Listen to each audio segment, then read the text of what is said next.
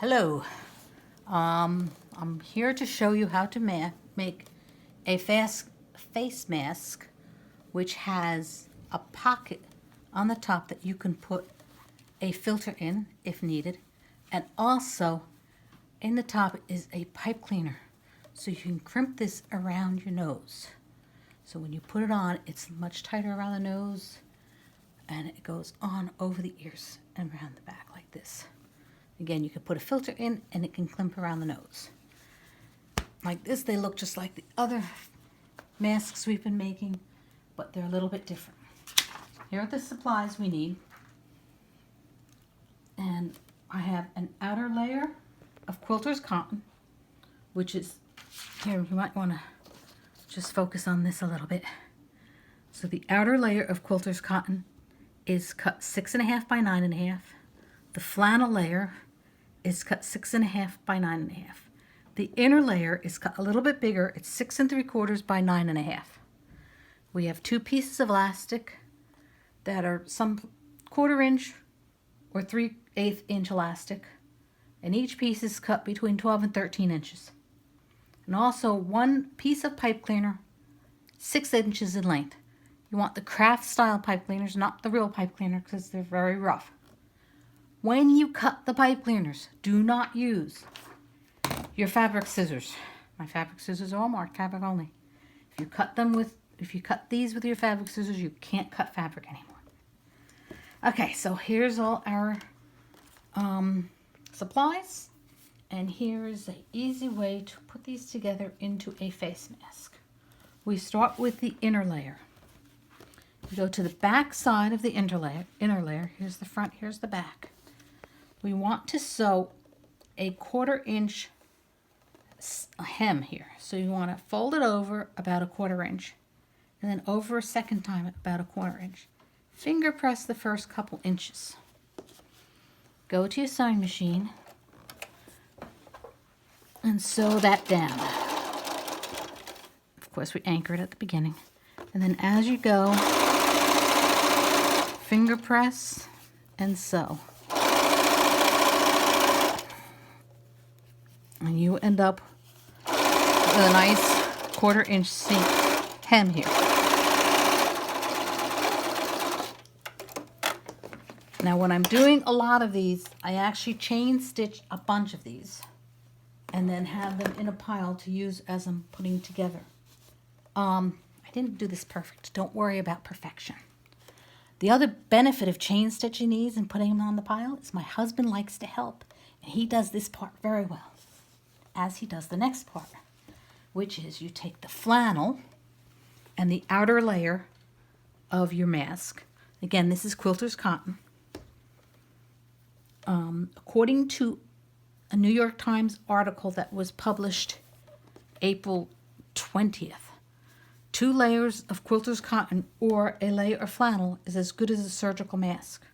I use 2 layers of quilter's cotton plus a layer of flannel to make these as good as possible.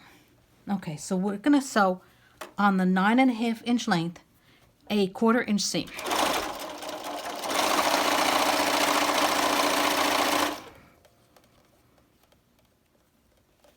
Keep these as nicely layered as possible. Okay, I anchored them on both ends. Okay, so now I have the inner side and the outer.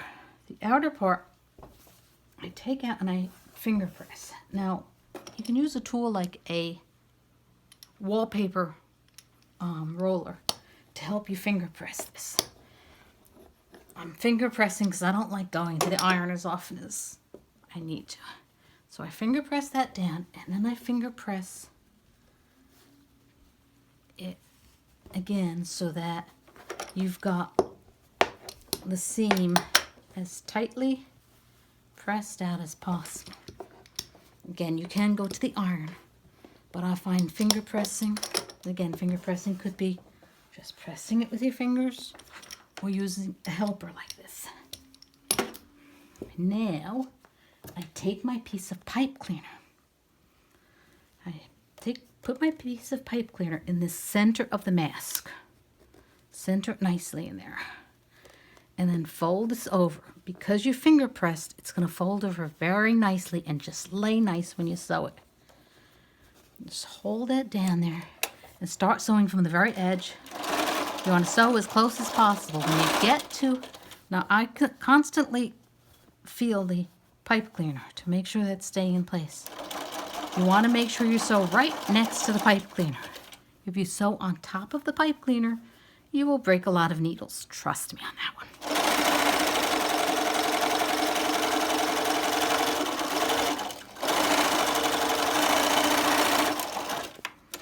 Okay. So now you have the outer part with a pipe cleaner and the inner layer. You layer these together. Now, I'm making these quickly as possible and not being as careful as necessary. So sometimes I get little pieces that fall off the edge like that. If it's too much, there's too much of a difference, I just take it and trim the difference with my rotary cutter. And again, this is once you've layered the front and the back together. Okay. Now, we're going to sew these around and add the elastic at the same time. So I have my 2 pieces of elastic.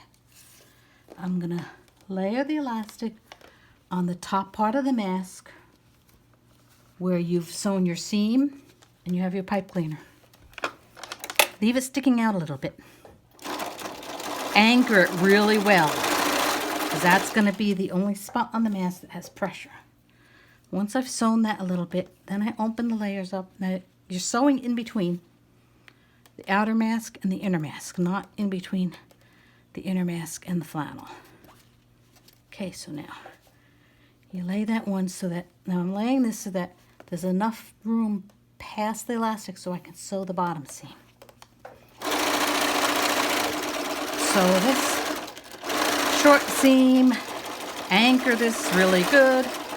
Sew a couple of stitches past the elastic, put your needle down, foot up, and turn your piece. Now pull your elastic out of your way because you're going to sew this seam here and you don't want to catch your elastic. You also want to make sure that the top is nice, is going to lay flat on the top there. If you're a little bit off down here, that's okay. Now sew this seam all the way. Stop 1/4 inch before the end.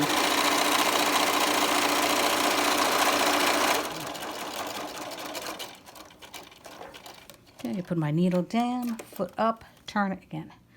Now open up your layers, take the elastic from this end of the mask and make sure it lays flat and tuck it into that little seam you just did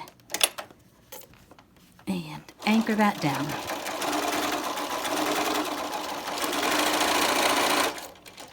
Now take the second piece of elastic, make sure that's going to lay nice. You want the top laying nice, and sew the rest of the seam. Again, anchor your elastic really good. Okay, that's the first major part of this. Now, I'm clipping these seams to make it easier to turn, but I'm trying not to get the elastic. The more elastic that I leave there, the less it's going to pull out and fray. So this is what my trimmed piece looks like. Both sides. Now to turn it, because I have this whole open flap in there, much easier to turn than the other masks. So I turn them, and I have my little helpers here. These helpers are really nice. I have 2 different kinds. And they're really nice because I can take this to the ironing board and I can actually pull this out the seam and iron right on top of it. They're made to be able to iron right on top of it. But this will help you press out the seams to make sure you don't have any seams that are tucked in there. You want to press them out. Then I take this whole thing and I make a pile of them and I go to my ironing board. Once I've ironed them down, they're nice and flat and easy to do the next pieces, the next steps. The next step for this is you want to sew a small seam. You want to close up part of this top seam with the which is the top of the mask. You don't want to sew the whole thing because you want to leave an opening in order to put a filter in, if somebody wants to put a filter.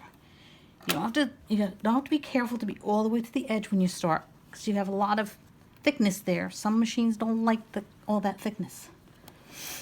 So I sew, anchor it down, and sew about 3 inches. Anchor that down,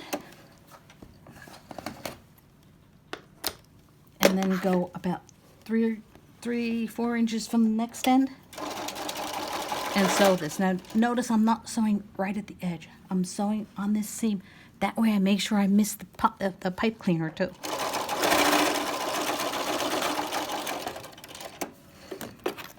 Okay, now let me show you. What you've got is a pocket. So somebody can cut a filter, put it in that pocket, open it up, and they've got additional filtration if they need it. Oh, I forgot to mention, make sure your elastic's out of your way when you do the top seam. Now, I take these and I put the pleats, pleat the sides, pin it up nicely, 2 pleats on facing up and 2 pleats facing down.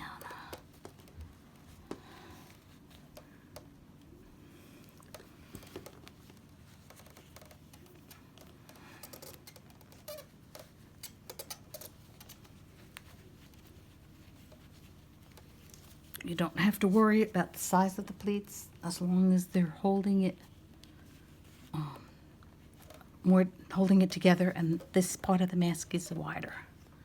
Now you need to turn it around and pleat the other side too. Here's one that's been pleated on both sides. Okay, now the next step is to go back to your sewing machine and sew the pleats. You want to anchor it. Be careful that you don't run over your pins. I go very slowly the first time through and keep holding my pleats together. Sometimes they open as soon as I pull the pins out, so I watch out for that. Okay. Anchor that down. I go back 3 times. I go forward, back, and forward again to give extra. That lets the pleats lay flat. And again, it gives a little bit extra extra strength to the pleats. Okay, I'll do the second pleat. Again, very careful to not break my pins, break my needle on the pins, and not get the elastic in the way.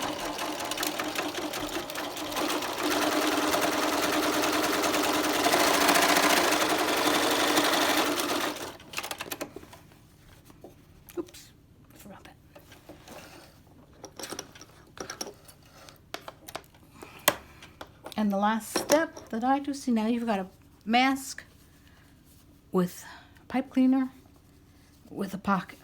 The last step I do is I take these 2 pieces of elastic, find approximate center, put my machine on zigzag,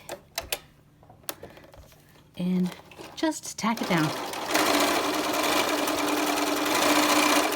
You only need 6 or 8 stitches to tack it down. I go back and forth. I go back and forth and back again. Now we've got a completed mask. Needs trimming. I have a completed mask with a pocket and a crimp for the nose. I'm using all of my stash of leftover quilting fabrics. It makes them fun. It makes it so that everybody that you're sending it to has a different look, so they know whose is whose. And it gets rid of my stash of fabric. Happy quilting, guys.